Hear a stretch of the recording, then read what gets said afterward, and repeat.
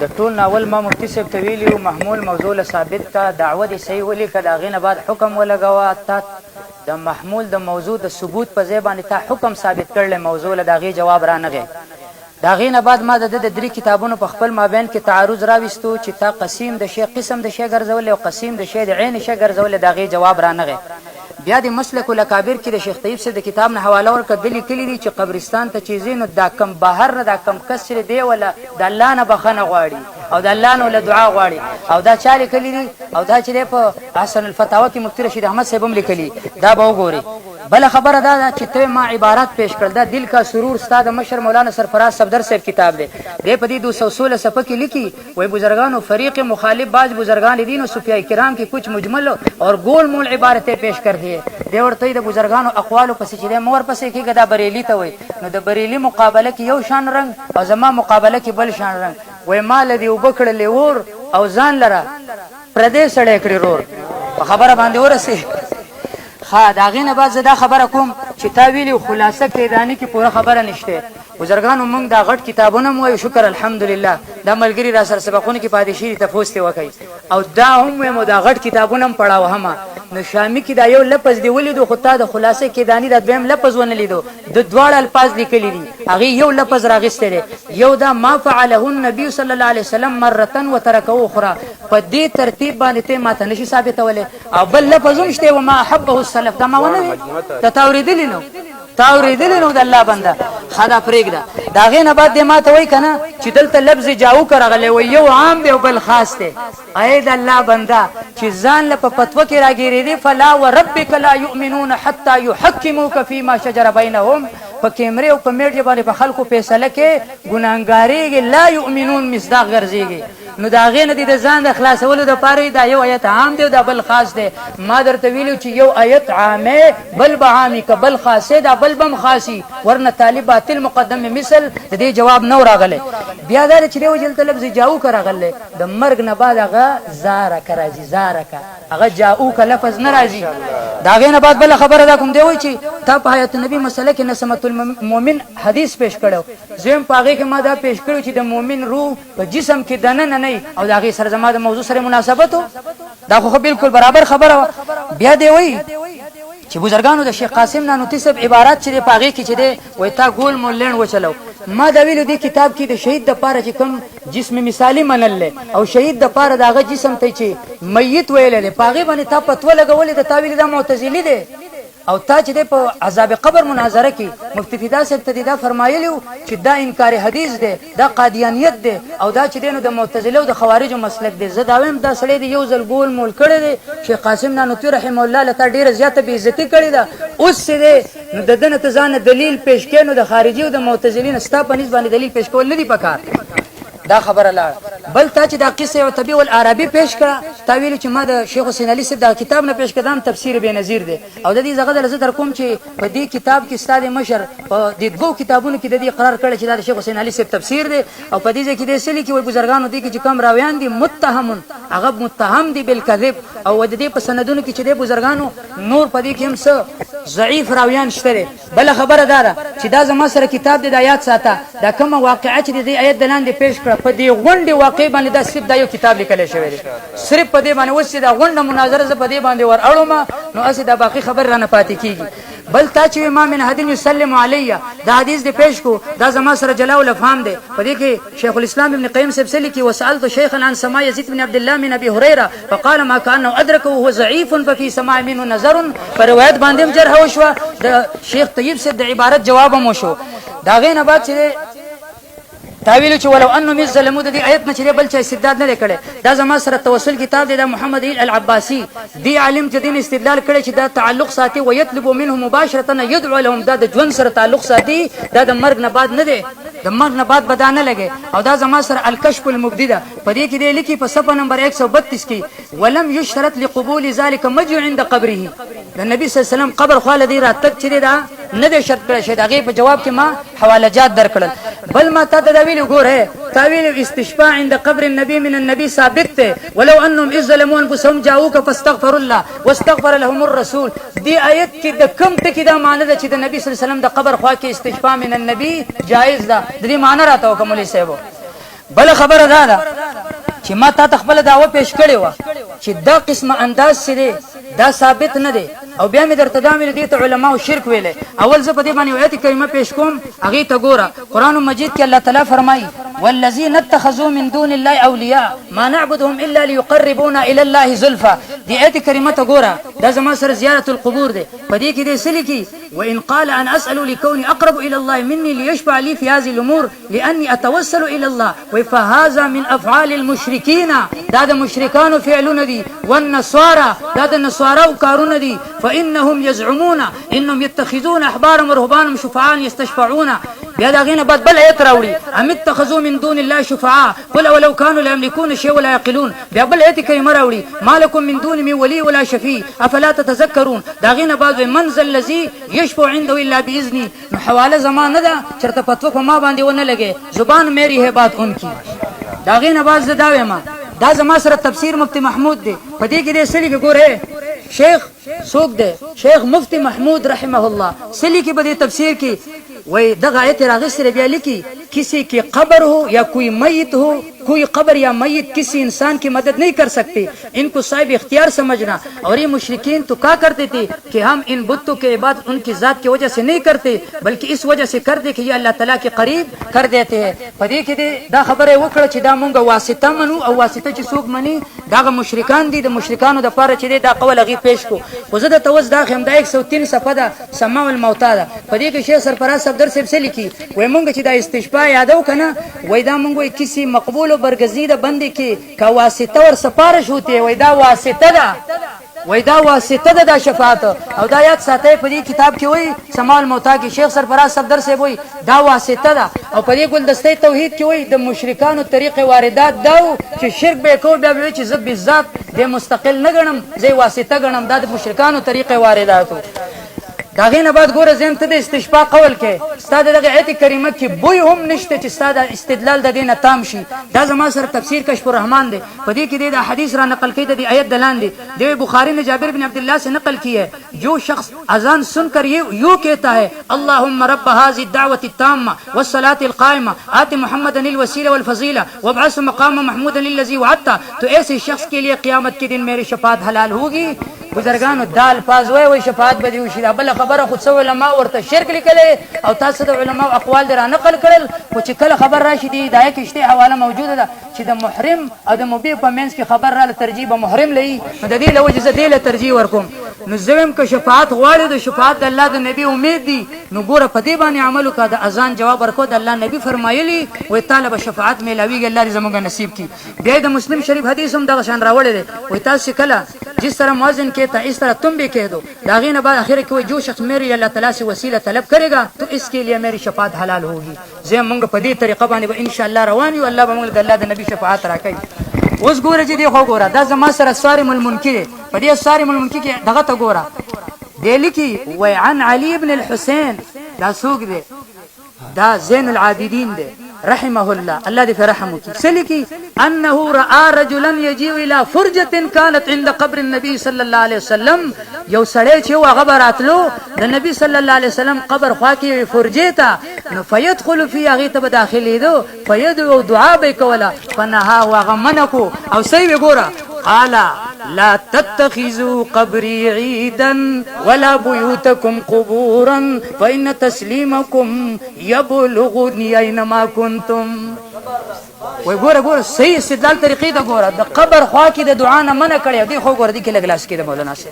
دا زما سره اکابر کا مسلک و مشرب دا ستاسو د شیخ عزیز الرحمن صاحب کتاب دی. یہ کسی لکھی روضہ شریف پر عرض کر دیا کرو کہ وہ خود بھی مدینہ شریف حاضر ہونے والے ہر شخص سے اپنا سلام عرض کرتے اور دعا اور توجہ کی درخواست کرتے ہیں. دعا به کولا او دلته کې حضرت زین العابدین سے وہ فرمایل چې یو کس ما منع کړو چې په قبر د نبی صلی الله علیه وسلم راتل زم د الله د نبی د هغه نوسو په تابعداري کې روان یم په دې باندې ماته خوشالي ده. شکر الحمدلله. بیا لیک ګوره वो इसको फरमाया कि जाओ रोज़े अक़दस पर जाकर अर्ज करो कि मेरे पास इकामा नहीं। तसुक दे दा अकाबिर का मसलक व मशरब और दागे ने बेदर हवाले पेश कर ची दी मन फरमायले वा और बेदा हदीस बबल सनद बांधे रावड़े वही बुजुर्गान ला तत्तखिजू बैती ईदन फइन तस्लीमकुम यबलुगनी बेद बल दगकिम रावड़े ला तजअलू बुयूतकुम कुबूरन वला तजअलू कब्री ईदन फइन सलातकुम तबलुगनी हैस कुंतुम। وهدان صرف 2 ټره نه وواله خو چې کومه دعوې لیکلي هغې کې مونږ بحث کوو ټایم رانځي چې دا دعوه ده که جواب یې دعوه ده تر اوسه پورې ده د خپله دا پته نشته هغې پې لیکلي خو بهر دا پرېږدو په هغې کې بحث نه کوو. دویم نمبر په کار دا و چې په خپله دغه عقیده باندې یو قطعي ثبوت قطعي دلیل راوړی و چې د رسول الله صلی قبر مبارک ته ورتلل د دعا درخواست کول د شفاعت درخواست کول دا شرک دی تر اوسه پورې دغسې نه پیش کړی دی او قیامت کې صبح تک انشاءالله دې ونشي پیش کول. پلان کې دا لیکلي پلان کې دا لیکلي پلان کې عبارتونه ګډوډول هغې غلط مطلبونه اخیستله جدا خبره ده. دی بیا وایي شیخ طیب صاحب خو لیکي چې د بهر نه سلام چې دی دعا ده نو دا سلام خو په حدیث کې دننه هم ثابت شو که نه هغه دعا د بهر نه مو شوه دننه مو شوه کوم څیز کې چې زموږ بحث شروع دی. بیا وایي شیخ صفدر صاحب لیکلي صوفیه کرامو اقوال حجت نه هلکه دا ما چې پیش کړو په هغې کې امام مالک و په هغې کې مولانا قاسم نانوتي و په هغې کې مولانا ظفر انوس دا دومره کافر دا ټول ته د صوفیه کرام ښکاري انا لله و انا الیه راجعون. دریم نمبر تعریف نو دا به ستا ویډیو فیصله وکړي ستا مخکې هغه د مستحب په تعریف کې 3 خبرې ذکر کړې وي. یو پکې ما حب او سلف چې سلف واخ کړی وي او موږ ټول سلف اکابره فقها محدثین متکلمین دې ټولو لیکلي اکابرین دیوبند تا ته څه ښکارېږي سلف او اکابر نه ښکارېږي. امام مالک غونته کې خلک بیا د هغې نه پس دی راغی وایي واقع د ادبي هغه ما پیش کړې نه ده او وایي چې هغه ضعیف دی پلان کې مولوي صاحب ګوره دلته کې په روایتو کې ضعف رام غی وروسته به زه تا ته پیش کوم هغه خو ضعف نشته دی انشاءالله چې ضعف رام غی ما د استحباب حکم لګولی د ټولو په نسبت باندې په فضایلو کې په مستحباتو کې ضعف چې دی هغه مضر نه دی دا خبره ځان سره یاد اوس د وروسته به حوالې پیش کوم خو نه ما پیش کړی هم نه دی. بیا راغی ابو هریره حدیث چې تا کوم پیش کړو ضعیف دی ګوره مولوي صاحب په حیات النبي کې مې دغه حدیث درته متواترات ثابت کړي دي یو ځل اول متواتر لا یبحث عن رجاله بل يجب العمل به من غیر باصر هلته په دې باندې 15 سوالې درته ما پیش کړي بیا په هغې مه راځه. بیا مولوي صاحب څه ته راغی پیغمبر کې وایي عبارت یې پیش کړو زر زر یو عبارت رالي بل دا ورته پته نه لګي زما دعوه سره زه وایم څه وایي یاره شرط نه دی د قبولیت دپاره د قبر خواته راتلو نو مونږ کله دا ویل دي مونږ خو دا استحباب په درجه کې واخیستله ته خو دا چې څه ویلی ته سوچ وکړه او دلیل یې سره راوړو وایي ما نعبدهم الا لیقربونا هلکه مونږ عبارت کوو که څه ورته وایي هغې ته وایو چې شفاعت درخواست کوو. دویم نمبر دا خو تام منلی دی په ژوند کې چې نبي علیه صلات وسلام راتلل د دعا درخواست کول دا تاسو پنځپیریان ناجایز ګڼئ که جایز یې ګڼئ نو د ما نعبدهم لاندې کوم ایتونه چې ته ویلې دي لاندې هغه راځي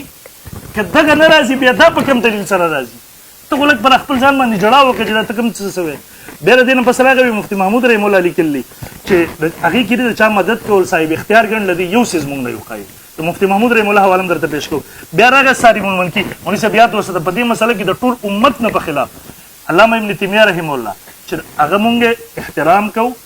بیا ادبي ګستاخي نه کوو کافر ورته نه وایو البته تفردات تشتري هغه وایي په حالت د هېڅ کې طلاق نه واقع کېږي هغه وایي د یو مجلس 3 طلاق 3 نه واقع کېږي د الله تعالی ذات صفاتو کې بل څیزونه د اهل سنت نه هغه خلاف دي دغسې په دې مسله کې اصارب المنکي والا علامه الوسي او دی دا 3 حضرات د امت نه په دې مسله کې خلاف تل خو هغوی هم ورته شرک نه دی ویلی چې کوم شرک وی مولوي صاحب چې قبر خواله راتلل شفاعت درخواست کول دا د پنجپیریانو د خوارجو د معتزلو غوندې کې هغه نظریه ده چې په امت کې ربل چا نه وه. بیا د دې نه پس راغی وایي لا تتخذوا قبري عیدا نو مونږ کله ویل دي لا تتخذوا قبري عیدا دې مسلې ته دا وایې سمه دا ورسره او د دلیل سره خلک به درپسې خاندي. بیا وایي بې سنده خبرې هلته هم نقل بیا وایي ازاروي صاحب رحم الله ورته وویله چې قبر ته ورسه ورته زما اقامه نشته خو ورشه که نه درخواست وکړه توسل له هغې سره زما اقامه نشته د الله نه وغواړه غوښتل د الله نه دي د رسول الله صلی الله وسلم نه دي ته خبره ګډوډومه. بیا د هغې نه پس دی راغی وایي یاره دا شرک دی دا ستا مشر لیکلی د شیخ القرآن مولانا محمد طاهر پنجپیری رحمت الله علیه کې حیات و خدمات مصدم میاں محمد الیاس صاحب صفحه 307 کې ګړي وایي مولانا حسین علي صاحب رحم الله دا مسائل چې کوم استشفاء عند قبر النبی سماع عند القبر وغیرہ فروعات میں جزوی اختلافات سمجھتے ہیں او دی وایي شرک دی نو اوس ستا مشر صحیح دی که ته صحیح یې پته نه لګېږي. بیا د سلام په مسله کې اقامت البرهان هم لیکي چې دغه دعا ده د دنه نه جواب هم ملاویږي ظاهر ته دی لیکي بلکې ظاهرین کا سلام سننے اور اس کا جواب دینے کے لیے هغه ظاهر لفظ هم راغی زه نور زد خو مه کوو خبره خو ومنه ای مولوي صاحب بیا زما ستا نه مطالبه ده په دا خپله دعوه باندې یو دلیل چې نبي اسلام قبر خوا ته راتلل په ژوند یا بعد الوفات او الته دعا درخواست کول دا شرک دی، قطعي ثبوت قطعي دلالت دلیل. څنګه چې شرک ویل د مناظرې تر اخره پورې به غواړم خو دقه ګډوډوالی به کوې د جل نه به کار اخلي انشاءالله یو دلیل به پیش نه کړي. زه راځم دی نه پس درېیم دلیل ته. دا مسلم شریف دی زما سره جلد 2 صفحه نمبر 268 دې حدیث نقل کړي د نبی علیہ الصلوۃ والسلام. نبی علیہ الصلوۃ والسلام فرمایي عن انس بن مالک ان رسول الله صلی الله علیه وسلم قال اتيت في روایت حداب مررت على موسى ليله اسري عند الكسيب الاحمر. د معراج په شپه باندې زه د سرو شګو د ټیرکۍ په خوا باندې موسی علیه السلام په قبر تیر شوم، د ځمکې په خوا کې او هو قائم يصلي في قبري، هغه په خپل قبر کې ولاړ مونځ یې کو. ګوره مولوي صاحب د انبیاء کرامو عند القبر سما اتفاقي مسله وروسته به پیش کوم. بیا د اهل سنت والجماعت په نسبت باندې څنګه چې د ګڼو حدیثونو ثابت دي په قبر او برزخ کې انبیاء کرام مونځ هم کوي. هر کله چې مونځ وغیره دا عبادت په قبر کې ثابت شو نو په دغه کې دعاګانې هم دي په مونځ کې، نو د مستشفی لپاره د شفاعت درخواست کول په طریقه اولا سره ثابت شو. څلورم نمبر دلیل پیش کوم مولوي صاحب مسند البزار جلد 10 او 9 د رسول الله صلی الله علیه وسلم فرمایي وقال رسول الله صلی الله علیه وسلم حیاتی خیر لكم، زما ژوند دنیوي ظاهري غوره دی تاسو لپاره، تحدثون ونحدث لكم، تاسو ما خپل حالات بیانوي زه تاسو ته بیانوم، ووفاتی خیر لكم، زما دنیا نه تګم غوره دی، تورزو علی اعمالکم، تاسو اعمال ما پیش کی، فما رايت من خیر حمدت الله علیه، زه خیر حالات وګورم نو زه الله حمد بیانوم، وما رايت من شر استغفرت الله لكم، زه چې د امت مجموعي بد حالات وګورم زه د الله نه بخنه غواړم. اقصص په صحیح مرفوع اولان دي سلیکی واورده الهیثمی فی مجمع وقال رواه البزار ورجال رجال الصحیح. د بخاری سند دی بالکل بدی کې باس نشته. دغه رنګ مولوی صاحب په برزخی ژوند کې دغه ثابت شو د په صحیح مرفوع حدیث سره 5 نمبر دلیل دا ما سره مولوی صاحب تفسیر قرطبی دی جلد 6 صفحه نمبر 439 عن علي رضی خلیفہ راشد دی علی فرمای قال قدم علينا عربي بعد ما دفن رسول الله صلی الله علیه وسلم. خلیفہ راشد څوې د صحابو زمانه ده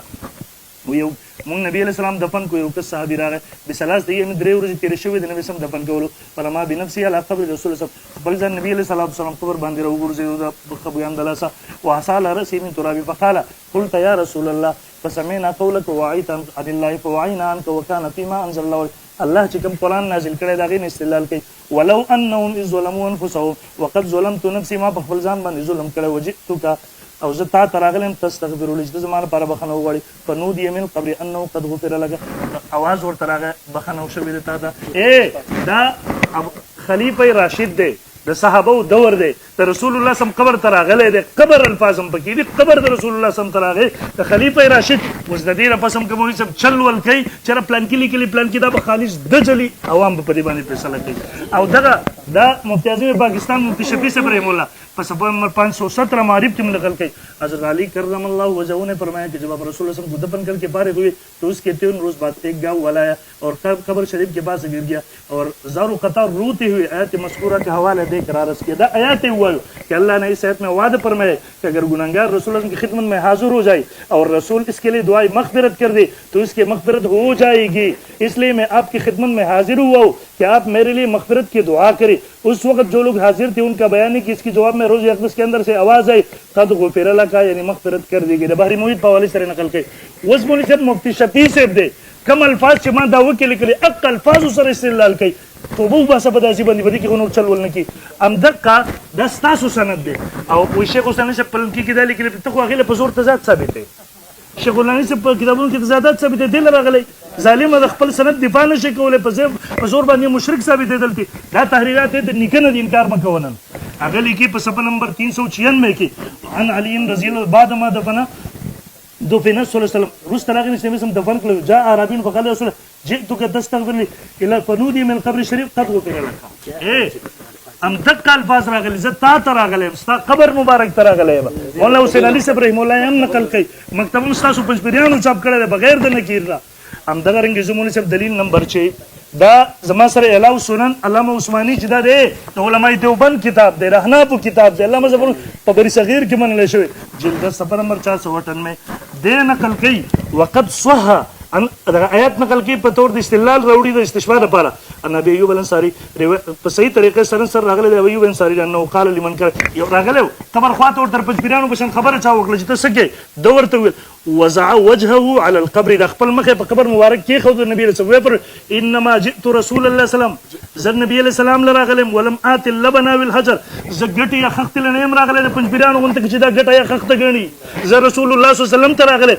کما سیأتی بسبب ان حکم الآیت بیا هغې نه پس همدغه نقل کوي. دا مولوي صاحب علامه عثماني عظیم محدث دقه د استدلال لپاره په استشفاء باندې نقل کوي. اووم نمبر مولوي صاحب زر اعظم مصنف ته مولوي صاحب دلایل به وروسته ذکر کوم، شپږ دلایل مې ذکر کړل، مخکې به انشاءالله دلایل و انبار زما وګورئ. چل ول مه کوه اکابر دی قسم دی کوم عبارات چې پیش کوي یو عبارت هم سره موضوع سره تعلق نه ساتي، یو آیات یو حدیث دغسې راوړه چې په هغې کې دی د رسول الله صم قبر مبارک ته راتلل د دعا درخواست کول دا شرک دی. انشاءالله زما چیلنج دی دنیا پنځپیریت ته پیش به نه کړي انشاءالله. عبادت والا د آیتونه مه پیش کوه مولوي صاحب، په هغې کې زما اوس بحث نشته، د قبر خواته راتلل دعا درخواست کول په دغې کې بحث دی. بسم الله الرحمن الرحیم. د ټول نه اولنۍ خبره زه دا کوم چې دی وایي چې تا دعوې ته دې دعوه نه دی لیکلې، تاسو یې دعوه راکړه چې ما دله درکړه، خو اصل کې مسله دا ده دې ځای کې مدعي ته یې زه نافي یم. ما چې تا ته دعوه کړله ما دعوه په شکل د نفي کړې ده، په نافي باندې دلیل چا ویلی؟ د نافي دپاره دلیل ضروري دی؟ زه خو معارض یم، په معارضه کې درته زه دغه پیش کوم، دلایل پیش کوم، او اته احادیث مې درته پیش کړه، او د قرآن مجید د آیتونو نه مې درته غالبا 4 آیتونه په اولني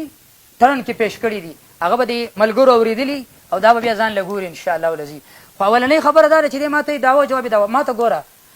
ما په دعوه کې محمول چې شرک دی دا مې موضوع نه دی ثابت کړی د الله بنده، ما نفي کړې ده د ثبوت. تا زما دعوه نه ده اورېدلې، زما په دعوې دې ځان نه ده پوه کړې، ما نفي کړې ده د ثبوت. زه تا ته اوس دا وایم دا ستاسو کله د معجزه او په کرامات اختیاریه دا دغه معجزه او کرامات اختیاري موضوع باندې ستاسو مناظره وه، په دې کې تا اول دعوه دې لیکلې ده، دعوه دی په دعوه کې د محمول موضوع نه نفي کړی، وروسته د حکم لګولی، او زه درته یم دا حکم د قیامت سبا به راشي یوه دانه ماته دا تاسو چې دی د قرآن حدیث نه په صحابو کې نه بلکې د فقهاو د عبارت نه راته مغه نشي پیش کولی، تا چې کوم حکم لګولی. د هغې نه بعد زه بله خبره دا کوم، اصل کې ترتیب د مناظرې دا دی محمول به موضوع له ته ثابتې، محمول به زه موضوع نه نفي کوم، تا چې یو دلیل وي ماته د یو دلیل د یو آیت یا د یو حدیث دا معنی وښایه چې هغې کې ویلي چې استشفاء عند قبر النبي دا مستحب ده او دا ثابت ده، دا راته وښایه که نه؟ دا خو شته دی نه، یو حدیث نه دی ښودلی د علماو د عباراتو نه یې پیش کوي. ما چې کوم وي ما نعبد من لا لیقربون الا زلفى، ته دا عبادت دی. زه درته یم وروره ستا د مشر په ګلدستۍ توحید کې څه لیکلي دي؟ وایي کیون کی دعا اور پکارنا و خود عبادت ہے، دا پکارنا و دعا دا خود عبادت، ته پکار کې په دې ځای کې څه وایي ګوره وایي دې له هسې دغه عزیز رحمان صاحب له چې دی نو هسې وجه ولکته، هغه ویلي د قبر خواله چې لاړې ورته دا وایي چې زما سره اقامه نشته، او دی وایي قبر خوا لاړې د الله نه سوال، قبر خوا لاړ وایي چې ما سره اقامه نشته، او دی وایي د الله نه سوال. دا کومه فلسفه ده مولوي صاحب؟ خپل ملګري به درپسې دې پرې وخاندي، کم از کم د دعوې او د دلیل سره مطابقت پیدا کوه. په یو کتاب چې رد کوې نو هغه رد داسې رد کوه چې هغه وزني، سبا درپسې ملګري نه خاندي. بل تا ویلو چې یاره بصایر کې شیخ طاهر رحم الله یا د شیخ طاهر رحم الله نورې خبرې دې پیش کړي چې هغې دې ته فروعي وي او دې باندې فتوا نه لګوي، دا زما سره بصایر دی، په دې کې لیکلي بل ذکر ذلک من افعال المشرکین الضالین، دا د مشرکین الضالینو د هغې ترتیب دی. په خبره پوه شوې؟ او دقه خبره یې راخیستې دا کومه چې تاسو کوئ. د هغې نه بعد دا وایي ګورئ ليشفعوا لنا في حاجاتنا، او بیا د هغې نه بعد لیکلي واما النوع الثاني غیر الشرعي وهو الذي لم يأتي به الشارع. حقه خبره چې کومه ما کړې وه هغه هم ده کړې، چې بزرګانو تاسو چې دا کومه دعوه کوئ دا د شارع علیه السلام نه ده نقل، ته به د علماو د عباراتو نه به ورله یوه دغه جوړې، لیکن د قرآن او د حدیث نه صراحتا یو لفظ نشي ښودی چې په هغې کې دا چې د نبي صلی الله علیه وسلم قبر خواله لاړ شو د نبي نه سوکه د شفاعت طلب ترې نه وکړه، دا ما ته نشي ثابتولی، او دا ورته هم نشي ثابتولی چې د اقامې سوال ته وکړه، دا ته هم نشي کولی چې ما له دا حاجت پوره کړه، دا نشي ثابتولی انشاءالله. بیا د هغې نه بعد تا چې د قصې عتبي والاعرابي پیش کړه دا تا څنګه وي بزرګانو دې دپاره چې دی جی د هغې نه مخکې تا داسې یو واقعه وویله دې متعلقه ویلې دي دا یو واقعه دی ویلې دقه واقعه وه، تاسو ذهن به کار نه کوي په هغې باندې دا شیخ حسین علي صاحب په دې باندې رد کوي، دی وایي دا ثابته نه ده، وایي دا ثابته نه ده، په دې کې ورباندې رد وکړو. او په دې کتاب کې صیانت الانسان کې دی وای دا ثابت نه ده او دا غي د پاره لیکلي بزرګانو دا بل حدیث چې تاسو پیش کړی ته وکړه د حیات خیر لکم و مات خیر لکم دا حدیث شری وی دی وای هاذا خبر مرسل دا خبر مرسل دی او لاندې بیا په غي باندې چې په سند باندې جرح کوي بل خبره ده دی وای چې یاره اثارم المنکی ولو دی علماء په دې ځای کې څه کړي اختلاف کړي یاد ساته شیخ الاسلام ابن تیمیه رحم الله تا چې کله د مفتی فدا صاحب سره مناظره او په عذاب قبر ستا سره د فتوی لپاره بل هیڅ یو کتاب نه تا د شیخ الاسلام ابن تیمیه نه چې حواله پیش کوله په ما باندې د انکار د عذاب قبر لپاره زه اوس خیم تاوی چې دیو دام نه دی لیکلی چې دا دای نه دی لیکلی چې دا شرک ته اوس زه درته خیم حواله راکا دا صارم المنکر دی کې سوې ګوره واما دعاؤه هو وطلب استغفاره وشفاعته بعد موته فهذا لم ينقل عن احد من ائمه المسلمين دا په مسلمانانو کې د یو امام نه دی نقل لا من الائمه الاربعه دا په سلور ائمه کې د یو امام نه دی نقل ولا غیرهم نه د اچا بل چا نه دا نقل دی بیا بر لیکلی دی ولا يقصد للدعاء عنده او لطلب برکته او شفاعته د نبی صلی الله علیه وسلم قبر خوا کې به دعا لم نزي د طلب د برکت د پاره بم نزي د شفاعت د پاره بم نزي او چې څوک دا شی کوي لم ينقل عن احد من ائمه المسلمين پای مو کې یو امام نه دی نقل بل دا زما سره دا کتاب دی ګوره فاتحه کا صحیح طریقه په دې باندې د بشمار علماء دیوبند خطونه دي ایو خبره به درته بکې وکم په دې باندې چې د شیخ سید حسین احمد مدنی صاحب دی په دې کې مفتی کفایت الله صاحب دی په دې کې مفتی شفیع رحم الله صاحب دی په دې کې سلی کې ګوره لیکن ہمارے یہاں لوگ قبروں پر جا کر مرحوم بزرگوں سے عرض معروض کرتے ہیں ان سے مدد چاہتے ہیں انہیں اللہ کی یا سفارشی بنانے کی کوشش کرتے ہیں لگ صبر آخر کے بیدر قوم وہ جملہ افعال شرکیہ کرتے رہتے ہیں وای دا جمله افعال شرکیه پاغي کې لګیا دي اړم دی او کوي دا مې درته د خ عالم د علماء دیوبند نه دا پیش کړ بیا درته دا ګوره تاویل چې شیخ الاسلام ابن تیمیه فتوا نه لګولې دا ګوره قاعده جلیلیه دي ته ګوره دې کې لګي فإن طلب شفاعته د نبی صلی الله علیه وسلم نه طلب د شفاعت و دعائه و استغفار بعد موته وعند قبره ليس مشروعا عند احد من ائمه المسلمين د مسلمانانو په ائمه کې یو امام نه دی نقل ولا ذکر هذا احد من الائمه الاربعه فسلور ائمه کې یو امام نه دی نقل کړي واصحابهم القدماء فقدماء صحابه کې یو کس نه دی نقل کړي وانما ذکر هذا بعض المتاخرين دا خو بعض متاخرین خبر راخستلې ده بزرګانو تابع په دې کتاب کې نشته فتوا ما شته ده فتوا ها وای ګوره سړي څنګه به کې نشته حواس غوکې دا زما سر کتاب دی د علماء دیوبند صبر په دې کې سلی کې ګوره د علماء دیوبند کتاب کې 184 صفحه کې لیکي فالتمسك بسنة سيدنا ونبينا محمد المصطفى هو الاصل في مذهب علماء دیوبند الکه بزرګانو و یاد ساته دلیل بد الله د نبی په حدیث باندې نسی دا اصل د په مذهب د علماء دیوبند کې بیا لیکي فالامور التي ليس لها اصل في الكتاب والسنه وتعامل الصحابه هغه امور چې پای کې د قران نه دلیل نو د سنت نه نو د صحابه تعامل نو او سند في اطار ذوق والعمل للعارفين بالشريعه لاندې لیکي فهي باثرها جديره بالرد ودا د دې مناسب دي چې دا پریګ دي او دین انکار کوي فاجتناب هذه البدع والخرافات اتباع سنن السيد الموجودات ذلك هو مذهب علماء دیوبند د علماء دیوبند مذهب دا دی خبره به د قران نه ثابته د حدیث نه ثابته د صحابه د قول نه ثابته بیا چرته د امام ابو حنیفه رحم الله مقلد دا غینه ثابت کا او زه دا وایم ګوره چې لفظ د استشفاء عند قبر النبي او مستحسني کدا لفظ دی راته او خودو نو ستابه ګټه زما به بلاتی او ان شاء الله په خنجر دی نه وهم نه په تلوار وسوم دی د قران حدیث پدار ان شاء الله ولذي ز په خپل شاعر یم بای لک صبر ګوره وکې دی دا زما سره مصنف ابن ابي شيبه دا په دې کې لیکي فصل في الصلاه عند قبر النبي واتيانه خبره توس ګوره مخکي به لیکي ګوره عن علي بن الحسين انه راى رجلا يجيء الى فرجه كانت عند قبر النبي مخکې دا حواله پیش کړي و فيدخل فيها حضرت زين العابدين سے وی یو سړی براتو د نبی سلام قبر خواته الته به سکو دعا به کوم ما درته خو د چستا مشر دعا د قبر خوا کې چې دی داغي قول کړي دي په دې کې مسلک په دې کتاب کې اکابر کا مسلک و مشرب کې دا قول کړي دي نو سجل به کو ګورا نو دو ورته وی فنهاه منيكو بيورتي الا احدثك بحديث سمعته من ابي عن جدي عن رسول الله صلى الله عليه وسلم قال لا تتخذوا قبري عيدا بزرگانو د دقه حدیث نه ګوره چا استدلال کړي دي د نبی صلی الله علیه وسلم نو ست استدلال کړي مال دقه کافی ده ته د نور علماو نه استدلال کوه زه به د الله د نبي د نوسو نه استدلال کوم انشاءالله العزیز پته به لګېږي او بیا ورپسې په دې بل دغه کې هم د حدیث راوړی و یاد ساتئ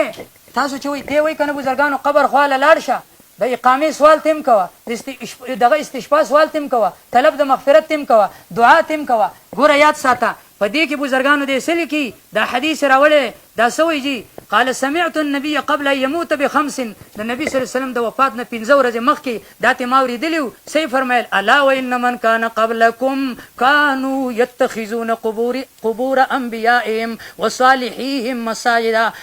الا فلا تتخذوا القبور مساجدا اني انهاكم عن ذلك ويزود دین منکم او دا چارولی دا څوک دی محمد بن ابي شيبه عبد الله ابن محمد ابن ابي شيبه دیو د دین استدلالا دا راوړي او دا چې دینو زین العابدین صاحب استدلالا دا راوړي